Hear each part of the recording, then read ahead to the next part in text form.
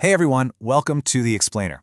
Listen, as a CPP myself, I know exactly what you're going through studying for that exam, and there are a few topics that can really make or break your score. Today, we're going to nail one of the big ones, the FLSA regular rate of pay. Trust me, getting this down isn't just about passing the test, it's about being great at what we do. So what is it? Yup, it's the regular rate of pay. And I know, it sounds super simple on the surface, right? But here's the thing, the CPP exam loves to get into the nitty-gritty. It's all about what you include in that calculation versus what you exclude. If you can nail this, you're looking at some easy points on exam day, and you'll prove you really know your stuff. Okay, here's our game plan. We'll start with the basic formula, then get into the tricky parts, gifts and bonuses, leave and reimbursements, and all those perks and benefits. And at the very end, we'll hit you with a final exam question to see what you've learned. All right, Section 1, the regular rate formula, the foundation of overtime. Let's get this part locked down solid, because you absolutely can't tackle the tricky stuff, the questions they love to put on the exam, until you've got the basics down cold.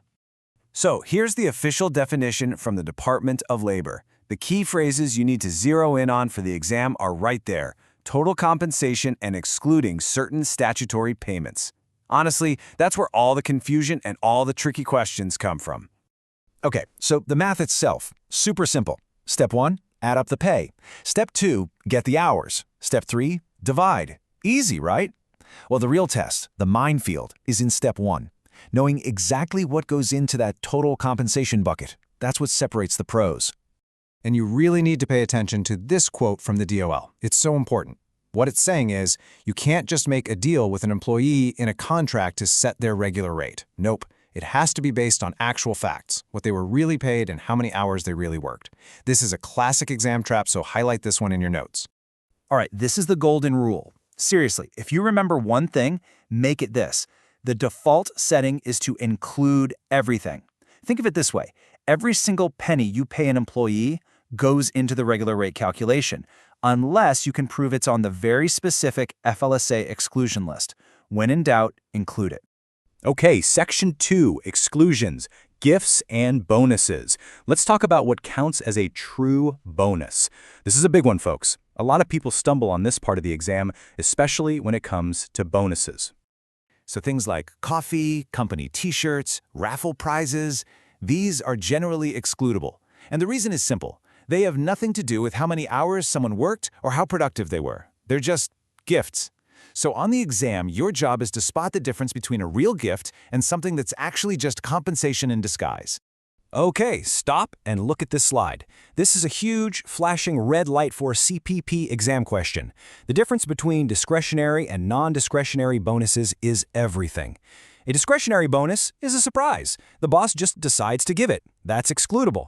But a non-discretionary bonus, that's when the employee is expecting based on some kind of promise or formula, like hitting a sales target. That has to be included. You've got to know this difference. All right, Section 3, leave and reimbursements. This is all about pay for time not worked and business expenses. Honestly, this stuff is pretty logical. If you just remember the basic idea, these are some of the easiest points you'll get on the exam. So think about it. Vacation pay, holiday pay, sick leave. What do they all have in common? They're payments for time when the employee isn't actually working. And since the regular rate is all about compensation for hours worked, it makes perfect sense that you'd exclude these. It's that simple. This one's also pretty common sense. If your employee has to buy tools for a job or pay for a hotel on a business trip and you pay them back for it, that's not a bonus. That's not pay for their work. You're just making them whole, refilling their wallet for an expense they covered for the company. So of course it's excluded.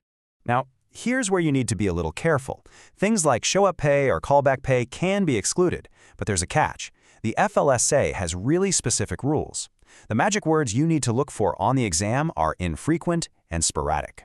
If these payments are a regular, predictable thing, they probably need to be included. So memorize those keywords. Okay, on to our last big category of exclusions, Section 4, perks and benefits. The big question to ask yourself here is this a reward for performance, or is it just a nice convenience for the employee? So things like a gym membership, fitness classes, employee assistance programs. These are all about the employee's well-being. They aren't a direct payment for the work they did this week. So here's a good rule of thumb for the exam. If the perk isn't tied to job performance, it's probably excludable. And the exact same logic applies here. Employee discounts, parking, tuition help, heck, even student loan repayment. These are amazing benefits, no doubt, but they aren't compensation for the specific hours an employee puts in during a work week. So their value stays out of the calculation. Okay, and then we have these three big ones: profit sharing, contributions to benefit plans like a 401k, and stock options. Now, these are excluded, but, and this is a big but, they have to come from what the law calls a bona fide plan. For the exam, just know they are excludable categories, but in real life, you'd have to do your homework to make sure the plan actually qualifies. Don't get tripped up by that detail. All right, before we get to our practice question, let's say it one more time because this is the key that unlocks everything.